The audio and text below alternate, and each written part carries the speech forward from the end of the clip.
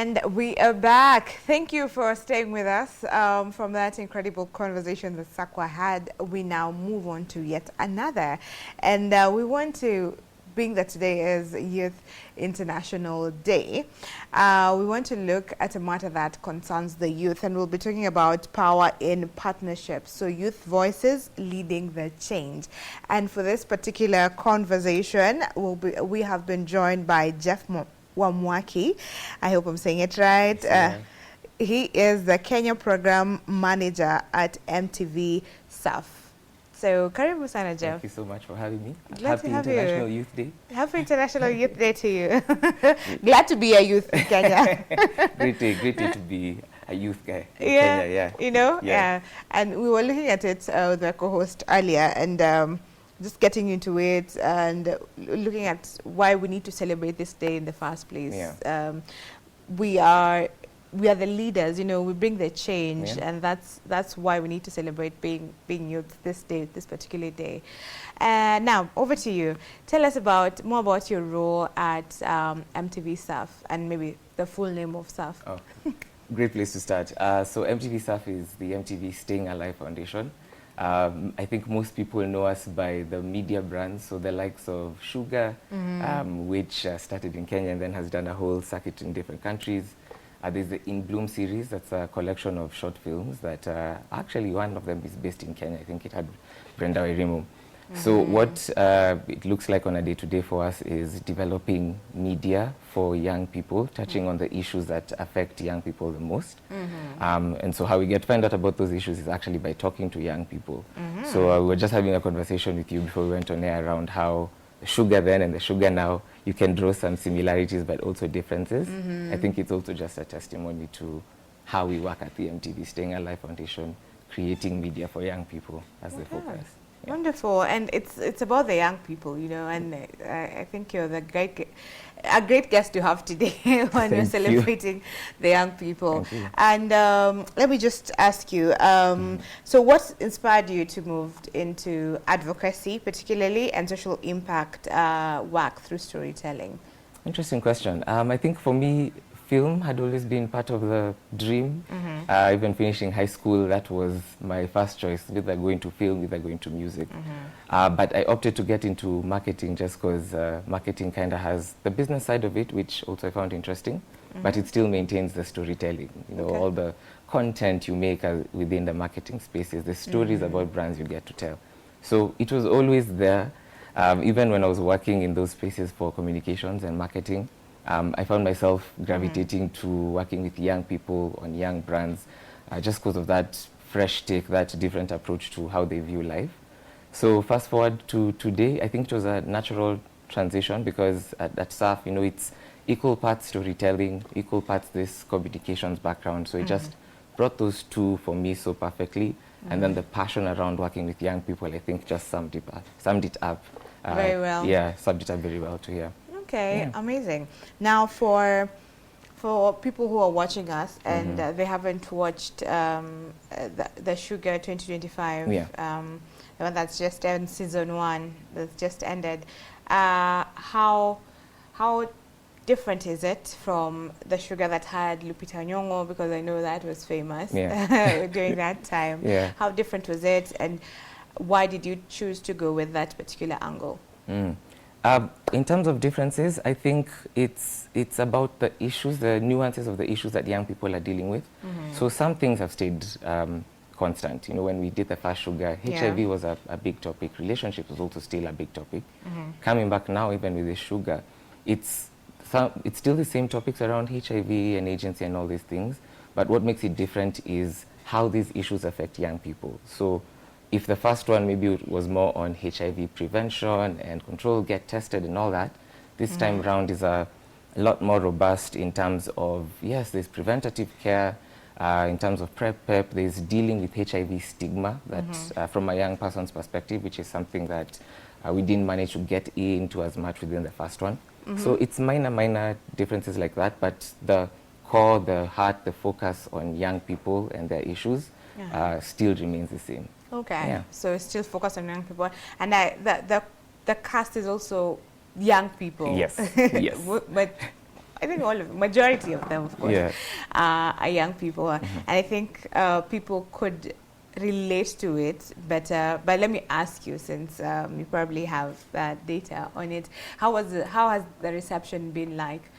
So the reception has been good. I don't want to get into the hard numbers, but some of the things that have said it for me is getting on TikTok and finding people making content that is responding to the show. People are like, you know, I love the rituals. This is what I love about the rituals. 1, 2, 3, 4. You find some of the actors, you know, if it's a post with Basil, it's a post by Wilson or even Sarah. We've wrapped the show, but people are still in the comments like, Nyokabi, are you coming back for the next semester? So seeing that it's something that people have owned, they can see themselves in the story. It's contributing to what we're seeing, that the feedback is good and people want it to continue. Okay. Yeah. And I must say that our very own SK yes. is part of the show, or has been part of season 1. I'm hoping to see her in season 2. She is the host of Unfinished. So if you've not watched Sugar, just go and watch it and check out SK. And she does a good job at it.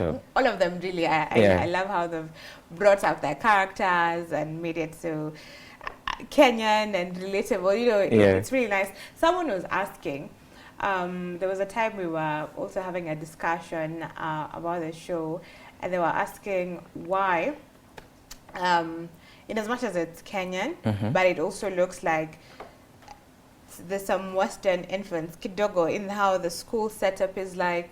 So it's a bit different. I don't know if it makes sense to you. It does. I think also it's some of the creative liberties that, you know, creatives love to take. In that we draw inspiration from different places. We draw inspiration from not just one location or one facility, but what would it look like if this area was inspired by this location, this other area was inspired by this location. So I guess it's also just that trying new things and showing people that, yeah, it can be a lot more. We have that freedom to imagine and to dream and create a whole new universe, in this case, the universe of Nkare. So yeah, I guess it's just that creative license and liberty.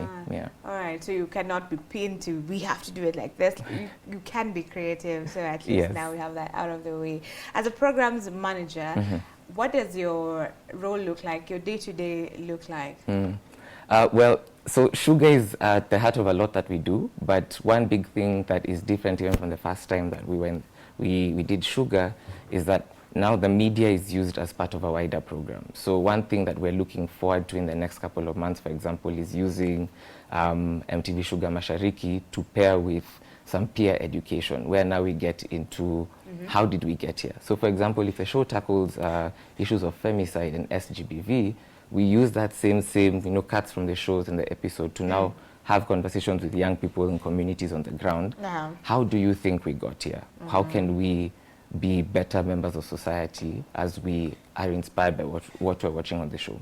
So program management is managing all those different aspects that make the program, whether it's the production of the show, whether it's figuring out what the peer ed curriculum would look like, whether it's one of my most exciting bits, which is talking to young people across the country, asking them, what do you feel? How do you feel about your future? How do you feel about the stories and characters? So no 2 days are the same, but I think all the days involve working with young people in some extent or the other. Okay, you've said your something exciting about your role is, you know, talking to the young people. What about the most challenging bit of it? Most challenging, I think, is the reality of some of the issues we deal with on Sugar. So we like to say that, you know, ours is bold storytelling and we're unapologetic about it. And so in using that, in opening up some of these tougher conversations, you are going to interact with people who hold different views from you because of how they've grown, where they've been socialized, all the things they believe. And so it's always that challenge of, you know, showing them that grace and that understanding, that I understand you as a person, you know, you're coming from. And then also the contrast of, but there's a healthier place for all of us to be. So it's sometimes tricky listening and having to, you know, sit down and have conversations across the board like that. Yeah, but it's worth it. Okay. Okay, Yeah. all worth it Yeah. at the end of the day. At the end of Looking the day, at it's the worth bigger it. picture and the impact that it has, Yeah. I can imagine. Now, looking at today's theme for the International Youth Day, the focus is on youth advancing multilateral cooperation through technology and partnerships, right? Yeah. So, what does the day and the theme mean to you at a personal level? I think at a personal level, like for me, it's always been about, it's a chance to highlight all the different ways in which young people are the ones who are playing a part or driving change within their communities. And so it's not always, from a policymaker's point of view or a different kind of stakeholder, but just highlighting what are young people doing to solve or resolve the issues within their communities and the world around them. So that's what it means to me personally. Okay, Yeah. and what about the work that you do? To the work that we do, I think for us, belief-wise, we like to say that we believe in young people before anybody else does. And it's not just in terms of creating our stories about their lives, talking to them about what should go into the stories, but it's also in working with them in the developing of that story. And I think that's where it's really relevant to that point. So beyond the focus groups and hearing from the scripts and getting feedback on that, young people work on the set, young people are in the writer's room, young people are in the art department, young people are involved in our communications and PR and marketing. So it's that intentional placement of young people in spaces that they would otherwise have been locked out of. That's what it means to us at SAF. Wonderful, because there's a lot of potential that we as young people have, but some just goes unnoticed, and you have the same, in some areas you just have the same people being recycled over and over again. So, where does all that go? Can they now mentor the young people to take their places? Exactly. So that's a good thing that you're doing there. And when you talk about power in partnership, as that is our topic, youth voices leading the change. So power in partnership, what does that mean to you? And again, what you're doing? I think for us, it's multiple. So again, to the point on working with young people within the creation of things like sugar and all the other things we do within the program. But we don't do it alone. So even with the working with young people, we do it in collaboration with other organizations that work with young people. With the current program that we're doing, we're working with Shujaz together because Shujaz is a trusted youth brand in East Africa. When we look at how we're ensuring that young people are, as a result of the questions that they've gotten from the show, finding a safe space to ask questions or follow up on service, we have partners like the LVCT, Path Kenya. So I think that speaks to the power of partnerships, that if we're going to drive change or we're going to shift how people think about things using our media, we recognize that we can't do it alone. And so we work together with all the other people who have a shared vision in terms of helping young people. So yeah, there really is power in that model. And also it holds young people throughout the whole process, from seeing the show, being curious, getting aware, having questions, having a safe place to ask them, getting the service that you need. Okay, wonderful. Yeah. And the media is very instrumental in bringing this change, and that is through and it's even more beautiful when you bring it through something that they love. Exactly. Watching movies, many people do that. Exactly. For entertainment. And you have told us, you've showed us how you have partnered with different organizations who champion for the things that you're promoting when you're talking about the health, sexual health. We're talking about different things, the organization that stand for those things, and now you just come together, and there's power in that. Exactly. Right? Yeah. Amazing. Now, how are you using or how are you harnessing technology to bring this all out as MTV stuff? I think in two major ways. One is we use it to technology, digital tech, all that, to listen to young people. So we will do the focus groups, we will go to the different counties, have the in-person meetings, but we also use digital to listen on how are young people talking about particular issues, how are they talking about relationships, how are they talking about what they think about themselves for their future. Yeah. So we use it for that kind of research. I think the other thing that we use digital tools and that tech for is in community building. So people watch the show, but where people discuss, where people ask these questions is on our phones, it's online. So for us, then it's looking at where would be the most relevant places to create safe, healthy communities for young people to come together. And then I think the last one is just the content itself, in terms of putting it out there, rights cleared, cost-free, because we know that that kind of education is lifelong. It promotes lifelong learning, and digital just helps us get there. Okay, Yeah. wonderful. Some people struggle to getting through the digital space and getting their message out and getting the numbers, and you have the numbers maybe because sugar is a brand, maybe easier. But are there any particular ways for others who have such initiatives, but they're finding it hard to reach the masses, to reach their audience, which is the young people? Yeah. How would you advise them to go about it? I think keep doing it. Keep putting that work out there. Keep putting the information out there. Consistency goes a long way, because one time somebody will come and find this treasure trove of information you've been curating. Yeah. But I think also another one is just, again, what we're talking about on the partnerships. Even online, it's seeing how young people come together to do mini campaigns to raise awareness on all the different issues that are going on currently. So yeah, it's that. It's the consistency, and it's the explore, doing it, collaborating with other people who share the same vision as you. Okay. You will get that reach. Right. Yeah. So the consistency is key. Consistency That's what I'm is getting. key. Exactly. All right. Now tell us about the Talent Accelerator program. So what is it, and what inspired its creation? So the Talent Accelerator program is an internship program that we do on the set of MTV Sugar Mashariki. And again, for us, it's hinged on that belief of believing in young people before anyone else does.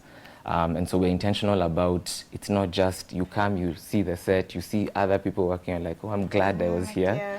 It's, no, we understand the weight of the production you're working on, but it's about you, it's your stories. Work within the making of the media. So that's what TAP does. It gives young aspiring Kenyan filmmakers. The first one that we did earlier in the year was targeting young Kenyans 20 to 25. And for up to 12 weeks, they get to intern on the set of MTV Sugar Mashariki. And intern in the sense of learning the ropes, learning how to handle the cameras, doing the setup and set down of the lights, even the scripting. And so one thing that we are also looking forward to put out today is a scene that they worked on just as the participants on TAP, right from scripting all the way to it being cut and ending up on the show. So for us, it's about putting young people in those spaces that we know, if given the chance, they can do something phenomenal, but more often than not, they're locked out of that space, and that's what TAP does. Wow. So we're really looking forward to keep it going, yeah. Okay, so we should expect that. Yes. That bit, because Yes. I was about to ask you, do you have like a success story of someone who's going through TAP and what they did? But that's a whole success story of the whole team, the whole team together, working on a whole production. And I think that that's also very important, because sometimes when you talk about when you look even about internships in different organizations, you'd find that the interns are the ones just bring water, bring tea, go deliver this letter somewhere, paper, and then they end up not even learning what they were supposed to learn in the first place. It beats logic and the purpose that they were there for. So I think that is quite remarkable. Now, how does TAP go beyond skills training now to instill leadership and social impact values in participants? Oh, good question. I think in terms of instilling leadership, it's in the mentor-mentee system that we have. So within those up to 12, 10 weeks period, you're paired with your HOD and you get your head of department, and you get to learn whatever it is that you need to learn about that work stream you're working in.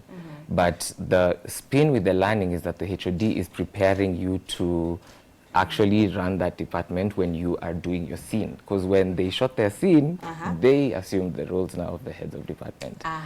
So in terms of growing leadership, I think that does a big part, because people are taught that responsibility and that ownership of the work they're doing. In terms of social impact values, it's within the understanding of why are we doing the show. So this is something that they not only get when they join at orientation, but it's reinforced throughout the whole process. Because, for example, the script writing intern, to be able to write a scene like she did, and it was consistent with the story of the show and the themes we're doing, is because of that. Just talking about the social impact values and what should we believe and why should we believe them. Okay. Yeah, so I think it drives us to, yeah. Incredible, incredible. I must say. So is it important for young people not just to consume content, but to also own and create it themselves? I think it's that authenticity bit that I'm able to not only see myself, whether it's in the character of the media that young people will create, but I'm able to get my point of view out there. And more often than not, it's so important to feel heard and to be heard, but also to know that you're not alone. So I think that's that kind of thinking in terms of encouraging young people to make content is the focus. Yeah. Okay. Now, what do you do to make sure that the shows at MTV remain culturally relevant? You know, because it is relevant. You know, the program is relevant. So what do you do to ensure that the relevance is still there? I think we do a lot of talking to young people. So our process has a lot of that along the way. So even before we start scripting, before even season 1, for example, was written, we had a whole national level research where we just go to the different countries and ask young people, what do you believe about things like relationships? What do you believe about education? What's important to you? Maybe even things like consent, and how do you understand consent? And so then looking at the issues that young people bring up, from that, we look at the more common ones, and then you start to develop a story from that. Young people also involved in sense checking our scripts. So before we shoot anything, after we've written the drafts, they have to be approved by the very young people we're targeting. As we've talked about, they're also on set.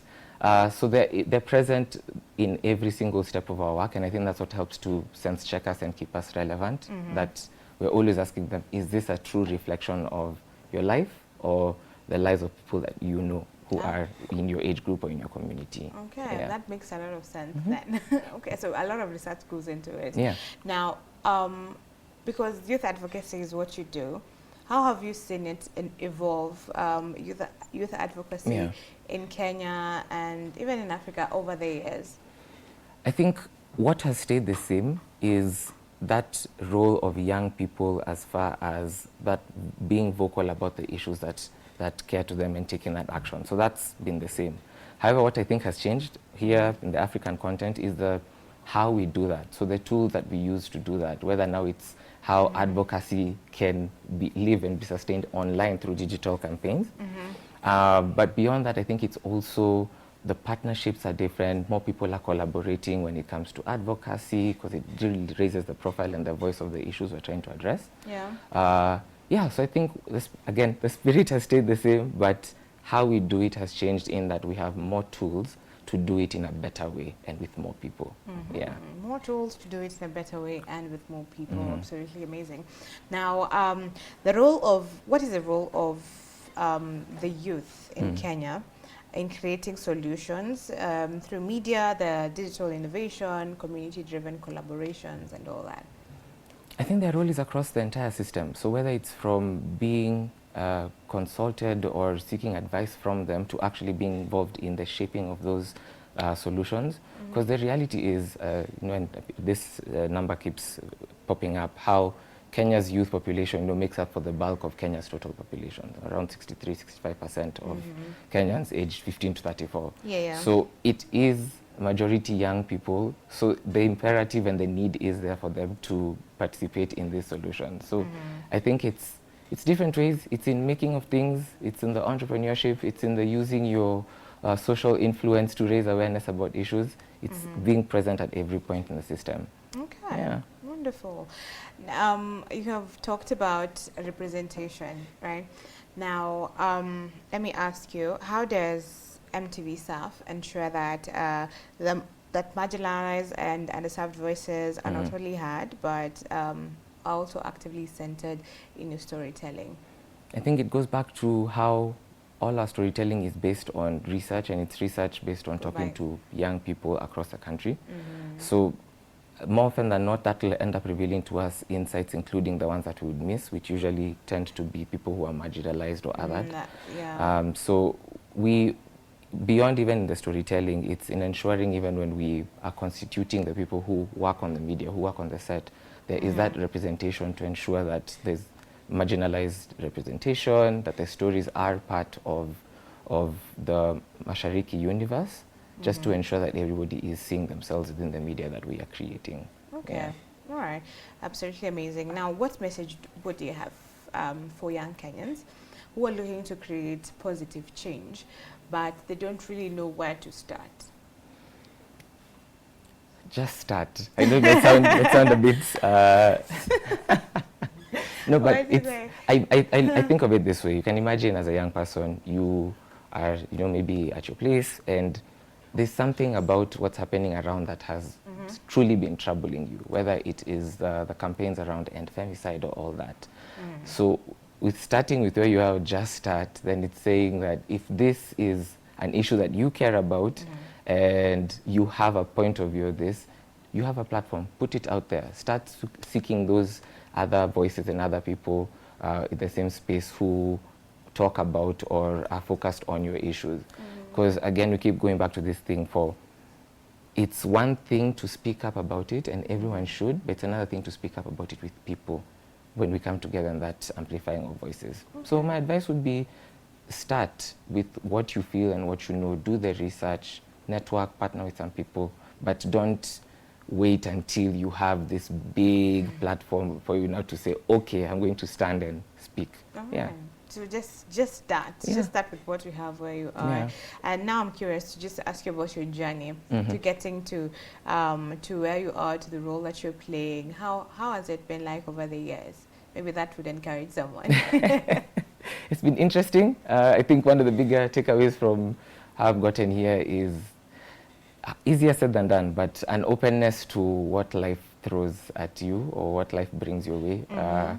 Just a few years ago, with COVID, we had to pivot and ask ourselves questions about how can we make this work for us. So for me, I didn't start out knowing that I would end up here, but I did start out making sure I was just trying to challenge myself that in whatever space I was in at the time, whether it was marketing or volunteership and all this, I bring my best to the table. That's usually what takes you from here to the next. Okay. Yeah. So whatever you do, whatever role you play, you just brought your best. Bring your best to the table. Each and every time. Okay, now I want to ask you a very popular question that is usually out there. I don't know if it's just popular to me, but I've heard it a lot, especially in the entertainment industry for the young people, because that's a challenge that young people face when they want to get in the industry. And especially for the ladies, this particular gender, when you want to get in, there's usually something you have to give, and it's really sexual related. Sleep with someone so that you get this role. Do this so that you get to be here if you want to be here. And it's usually a frustration for those that do not fall for that, because that's an ill. That's not a good thing. And to an extent, the society has almost normalized it, because now you just do it and get in. Shouldn't be the case, absolutely. So what do you say to that? I mean, I think you have said it. It shouldn't be the case. There's a lot more work, I think, that needs to go into unpacking some of these issues. So I think even with that, one thing we've been discussing or are trying to make a lot more conversation on is consent and how people tend to understand it quite differently.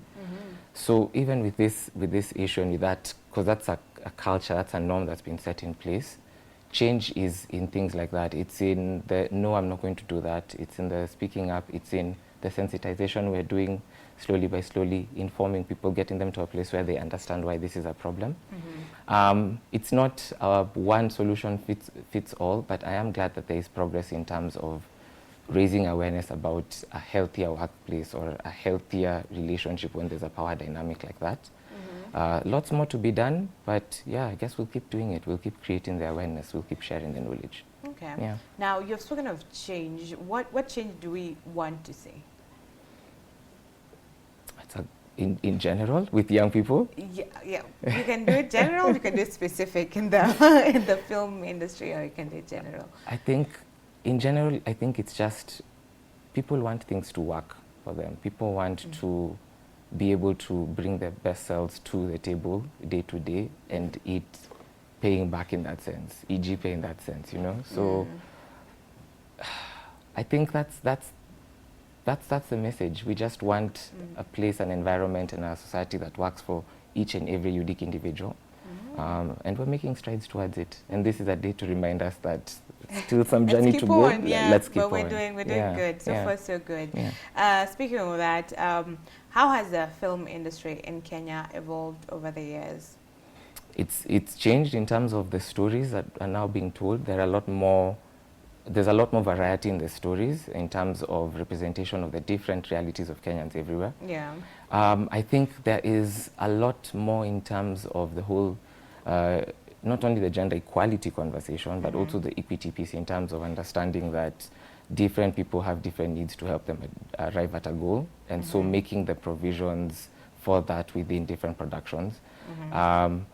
I think there's still a lot more to be done from a policy point of view, but change is happening. I think it's also why we're seeing a lot more in terms of local content, in terms of nuanced content. Yeah. So and people are embracing it more local content compared to how it was before. Yeah. So I'm also loving that.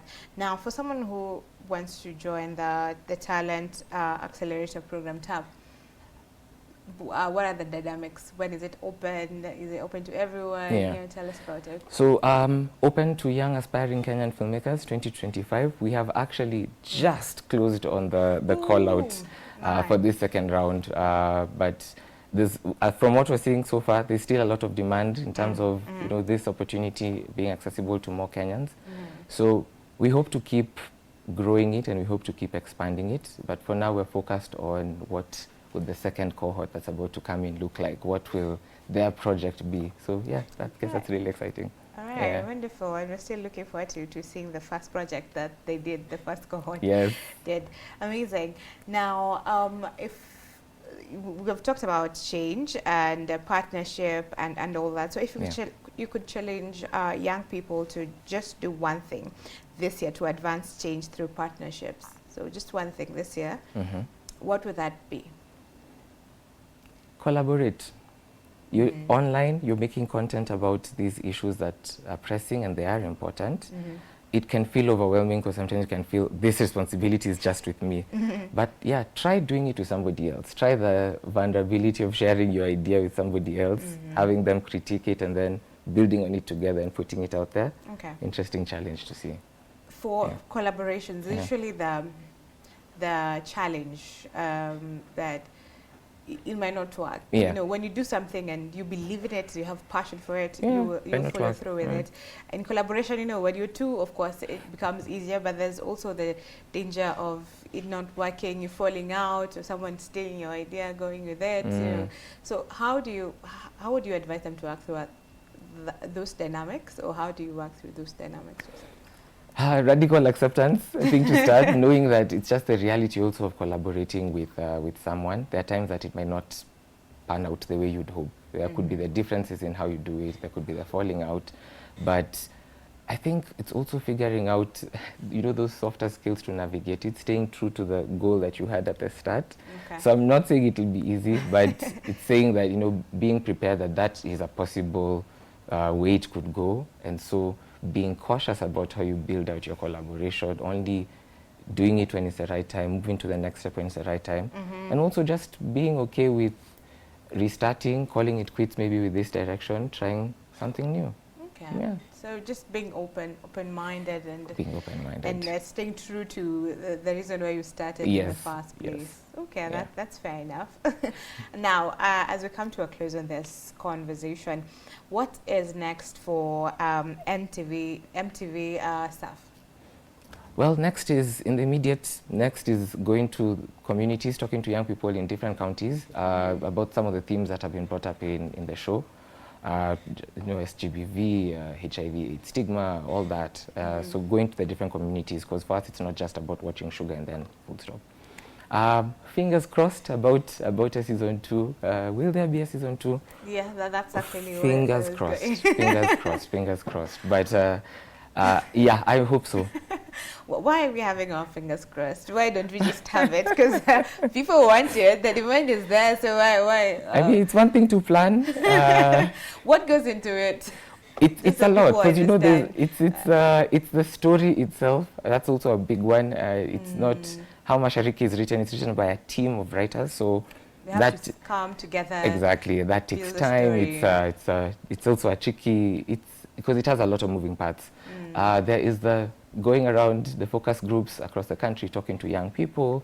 There is production itself. There is the casting. So there's figuring out distribution. There are a number of moving parts. So fingers crossed. Fingers crossed. Really, fingers now crossed. At least we understand why we are crossing the fingers, because there's a lot involved. There's a lot. To what you see on the screen, the final production. As we usually just sit down, relax and watch. And tune in. You just have your glass. You don't know what goes behind the scenes to actually bring it to life.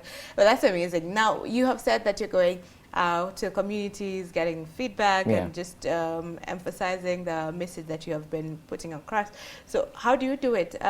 Do you have like a time when you say, we're in Nakuru, so you guys come, or is it just, tell us about it? So that's one of the ways. This weekend we were at Connect with Shujaz, who we're partnering with. So that was one of the ways. There's an event, we'll be here. That gives you an opportunity to experience that. But the other one is a lot more long-term and building week by week. So looking at community-based organizations that are already active and present in the different counties and doing work similar to us, whether it's working with young people, working on SGBV and things like that, and partnering with them to have the peer education done within those communities. So in terms of talking about understanding what their most pressing needs are for the community, and then equipping them with the resources in as far as the media to be able to have those kinds of conversations. So that's how we do it. Okay. So we're looking forward to it. It's going to be exciting just to be on the ground to meet all these different community-based organizations, most of which are actually youth-run. But that's what's coming up next, and that's how we're looking forward to it. Okay, awesome, fantastic. Thank you very much for your time. I'd want you to share your social media handles for MTV staff, of course, but I also want you to just give a final message from all that you've said. What would you tell to the youths that are watching us right now? So you can say that this is your camera. Okay. To all the youth, the young people watching, you deserve to be in all those rooms you're thinking about. So be bold and walk in them. You matter, you have a point, so you deserve to be in those rooms. That is quite the message. I think that was necessary because young people really doubt themselves. They have the potential, they have everything, but it seems far-fetched. The dreams that they have seems far. It looks like it's a Jeff thing, this is but they can do it still. Walk into those rooms, They deserve to be in those places. Thank you very much. What are your social handles, either yours or the MTV's? So at MTV Sugar Mashariki across all social media platforms. Follow, stay tuned for if there will be a season 2. Wow. We are hoping that we'll stay tuned for when the season 2 begins, rather, because we're looking forward to it. Thank you very much, Jeff. Thank you. We have been talking to Jeff Wamwaki, who's the Kenya Program Manager at MTV South. I hope you've taken a lot from this conversation. And if you've not watched Sugar yet, just go onto YouTube, and you will find it there on their platforms. And I just remind you that SK is part of that program, so make sure that you go and watch just for SK's sake, because we appreciate and love her. So this is where we're going to put a close on the conversation, but also on the show. So on behalf of Brian Sakwa and the team behind this show, we wish you a lovely day ahead. Enjoy the rest of your viewing. See you tomorrow. Thank you very much, Jeff.